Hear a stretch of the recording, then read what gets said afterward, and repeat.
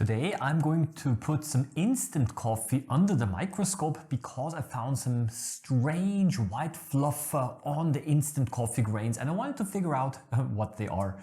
Hello and welcome, Microbehunter here, and yes, I like to put things under the microscope, and today I want to have a closer look at this strange white fluff that I found on my coffee grains. Here you can see it much better. It looked a little bit like mold, and therefore I was a little bit concerned and worried that my coffee got moldy, and of course you do not want to eat any moldy food because there are possibly some toxins and poisons that the mold forms. But I wanted to know for sure, and therefore I put those coffee grains under my stereo microscope first, and indeed there was this fluffy white covering and I had no idea what it was. Well, I think it is necessary to have a closer look at it, so I put one of the coffee grains on a microscope slide and I added a little bit of water. Well, of course, this dissolved the coffee grain. Here a little bit in time lapse, you can see how coffee is now forming beneath the cover glass of the microscope slide. And when I put it under the microscope, yeah, I could see that there were, of course, a lot of air bubbles, all of those round little things that you see there. These are air bubbles. And in the background, you can also see the brown color of the coffee, but I did not see any cells. I expected to see the cells of a fungus, of a mold, but I didn't see anything. So I checked over and over again, but nothing. Of course, there were the little dots and particles of the coffee there, but the cells are actually much larger, and I thought that I would see those, but actually I didn't. So I was a little bit surprised by that, and I decided therefore to have a direct look at the white fluff in a dry form, and I put it therefore also on the microscope slide, and here it is. And indeed we can see that there are the long string-like fibers, yeah, they did not look like cells because cells are significantly larger and also thicker, and this simply did not appear like a fungus. And in many cases, when you have a fungus, a mold under the microscope, you can also see round structures, the spores. I didn't see anything like that. Yeah. So what I've done now is I changed the filters of my microscope. I used polarized light. I used different kind of lighting techniques. I think it looks pretty beautiful here, but still I was not able to discern any cells that would be indicative of a mold. So I was kind of wondering, well, what is it then that I'm looking at? Okay, what is it?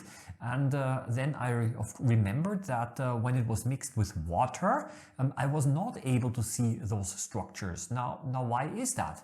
So what I decided to do is I decided to add now a little bit of water to those dry structures that I saw here.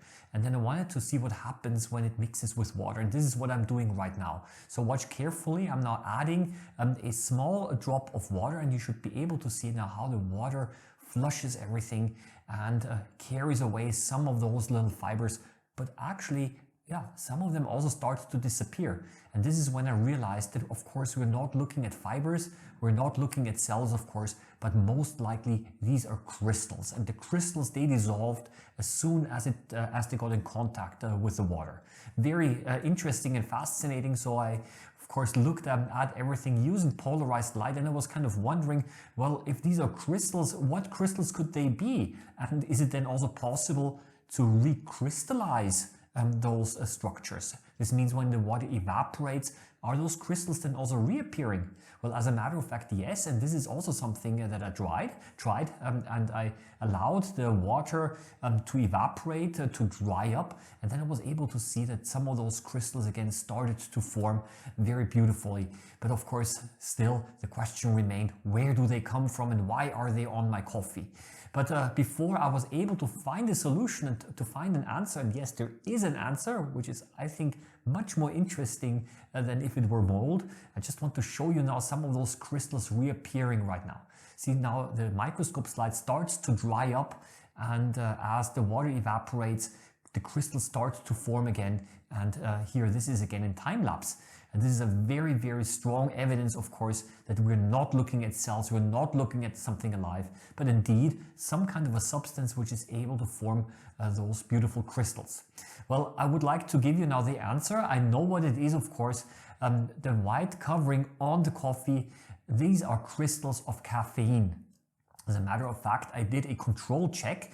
What I've done is I bought myself some caffeine capsules to compare the crystals of the caffeine capsules to the white fluff on the coffee, and indeed they looked very, very similar.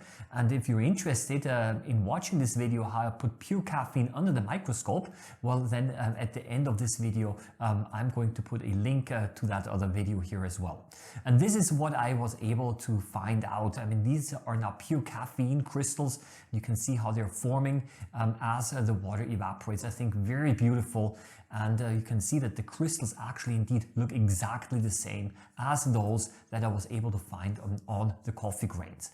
And finally, of course, you would like to know, why are they there? Why did those caffeine crystals form?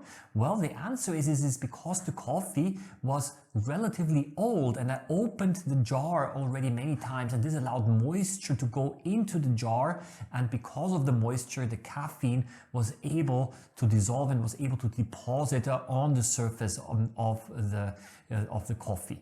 And if you're interested in watching those caffeine crystals that have grown on my microscope slide, then here is the video. I think it's really worth watching because the crystals look very beautiful. Problem solved, question answered. Happy microbe hunting to all of you, and see you around next time. Bye bye.